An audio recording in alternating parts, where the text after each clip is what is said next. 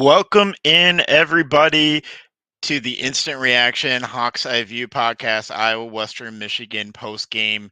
I'm your host, Andrew Barber. As you may notice, my co host, Drew Shipley, is not here with me tonight.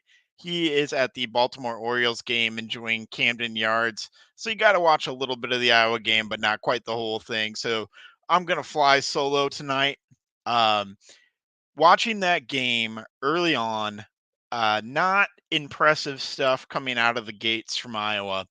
Kind of the opposite of what we saw in the first 2 weeks from the Iowa Hawkeyes, where in the first two games, the first 15 or so scripted plays looked really good.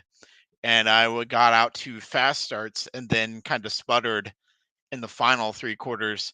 Today was kind of an opposite story. Um, Cade McNamara threw an interception on the first drive of the game for the Iowa Hawkeyes. It was not a great pass. It was an amazing play by the defender, but it was a ball that never should have been thrown. And the Iowa offense really just struggled. And then the Iowa defense blew a coverage. Jamari Harris, it was his first game back. Looked like he kind of got turned around on a route by a wide receiver. Uh, Xavier Nwankpa took a bad angle, and Western Michigan burned the Hawks for a deep touchdown on their first drive of the game. And I just like that, I was down 7-0, and things were not looking good. I was able to kind of put things together after that point. They found a lot of success on the ground. And that was that long touchdown by Western Michigan. That was the only scoring drive of the game in the first quarter. So it was just an ugly first quarter. Not an impressive day for Cade McNamara overall. But in the second quarter, he did rebound about halfway through. He found Deontay Vines after the running game got going. A big run by LaShawn Williams, a 53-yarder, kind of broke this game open. And Iowa found a lot of success on the ground.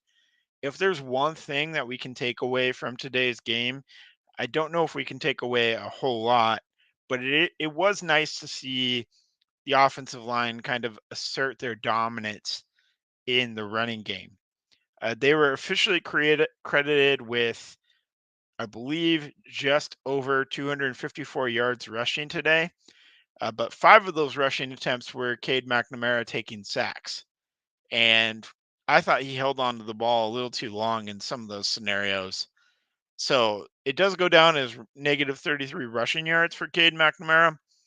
But if you take that out, this Ohio offense generated darn near 300 forward rushing yards of offense today against an inferior opponent.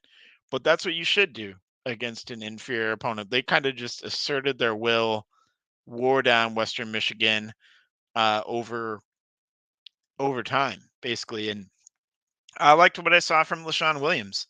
12 carries, 145 yards. That's a 12-yard average on the rushing attempt for LaShawn Williams there. He also had the receiving touchdown, the nice screenplay. And if I'm being honest, that screenplay was a great call by Brian Ferentz, who I thought had plenty of good offensive calls in this game. I know that Hawk fans have been very, very critical of Brian Ferentz, and rightfully so. But I don't think that today it was all on Brian Ferentz. I think there was some execution, some things left out on the table. Even though Iowa won by a score of 41-10, there were definitely more points to be had here for the Hawks as they just didn't execute. Drew Stevens missed a field goal, 41-yarder, just pushed it wide left. I It was not a characteristic day for Iowa in the terms of the miscues. Two interceptions by Cade McNamara, two touchdown passes as well, one to Vines, the one to LaShawn Williams. But we need to see the passing game and the running game operating at full strength next week.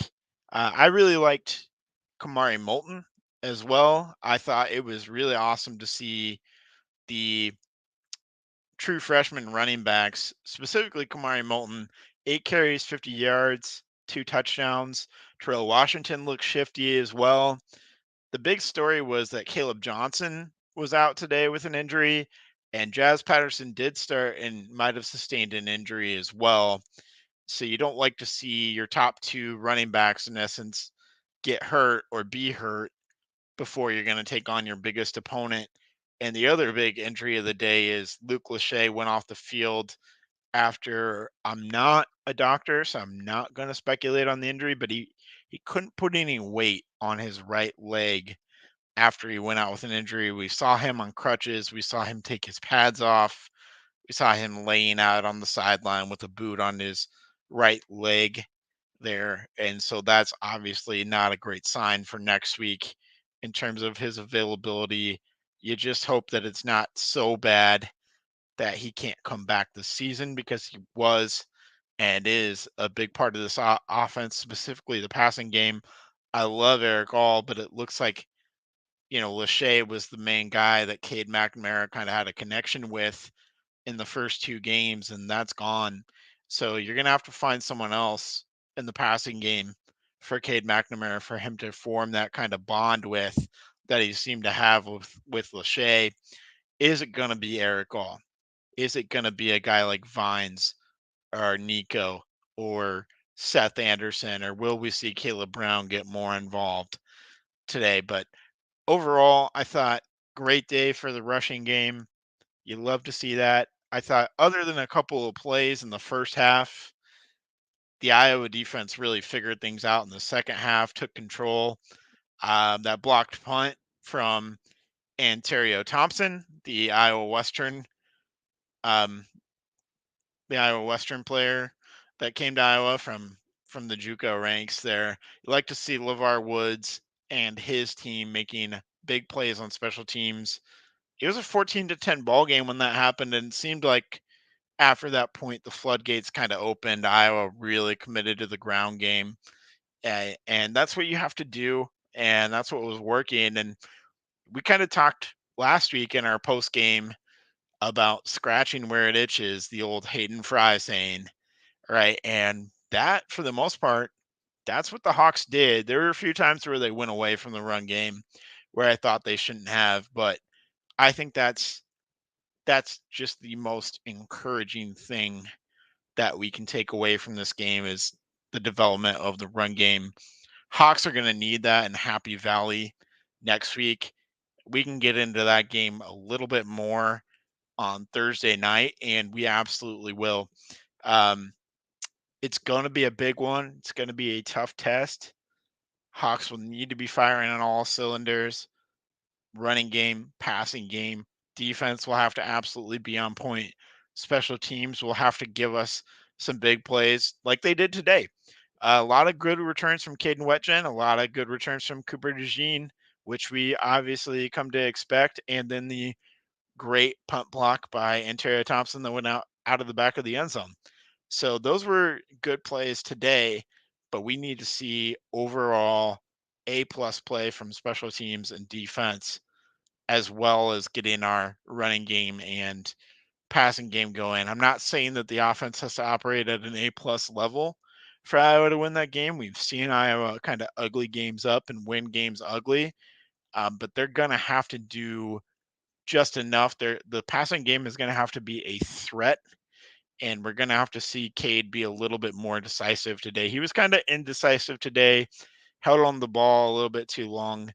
His second interception, that play, he held on to it a little bit too long. I saw some folks on Twitter who were at the game saying that Seth Anderson was wide open. Cade just let it go a little bit too late, held on to the ball too long. Otherwise, that might have been six.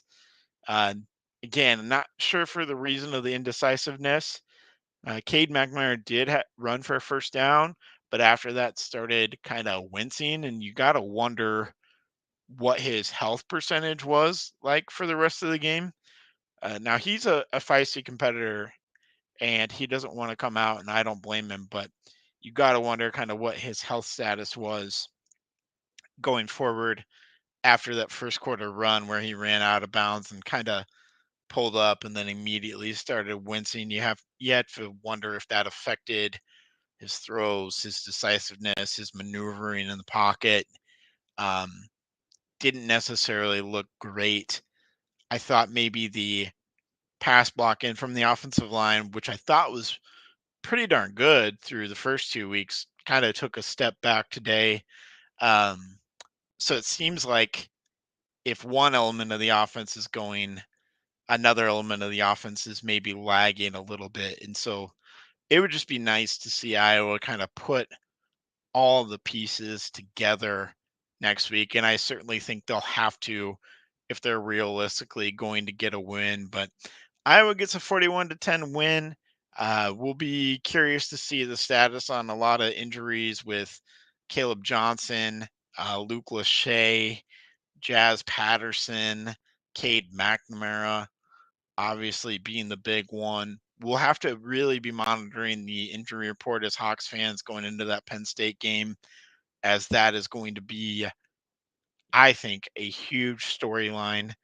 Not only this upcoming week, but going forward for Iowa, the season kind of hinges upon the injury status of a lot of those key players. Um, One more thing before we go, specifically want to call out Nick Jackson. I thought maybe he was a little bit underwhelming through the first 2 weeks, but he was good today. Double digit tackles, forced a fumble, had a sack. Seemed like he was flying to the ball and was all over the place today, as was Jay Higgins. But we've kind of come to expect that. Don't take that for granted, folks. He forced a fumble today. He had double digit tackles as well. Um, Jay Higgins and Nick Jackson were flying and making plays out there, and you like to see that.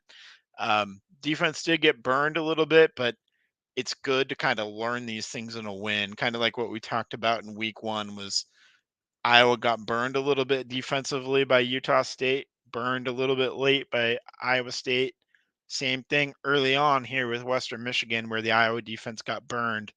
But again, you're learning these things and you can take away these good things from the tape in a win. So you feel a lot better about it, even though you know you didn't go out there and play your best. Um, Still a pretty solid victory, even though considering all these things that we've talked about that Iowa can improve upon. So I think it was a step in the right direction in some ways. It was a step back in others. But you got to see Iowa put all the pieces together. But you can certainly see how the pieces all fit. There's at least reason for optimism that the offense can figure things out and fire on a few more cylinders than what they have. Not saying they're going to be elite, not by any stretch of the imagination, but I think they can finally find a way to be something a little bit more than average going forward. And that is going to be huge if that all comes to fruition. Again, a lot of it's going to depend upon injury status of a lot of key guys. So Iowa takes care of business, does what they need to do. They're 3-0. It feels good.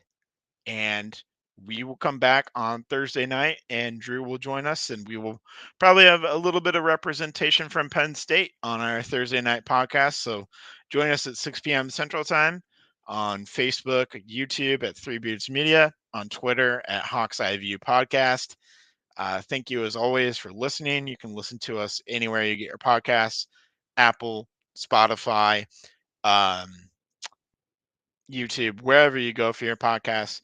We're sponsored by Revelton Distillery and Kyle Lehman at Wintrust Mortgage. They are excellent sponsors. So thank you very much to them for always sponsoring us for the whole year and all of our podcasts as well. Really appreciate them. Um, that will do it for me. And I will hope to see all of you back here on Thursday night. Thank you for listening, and go Hawks.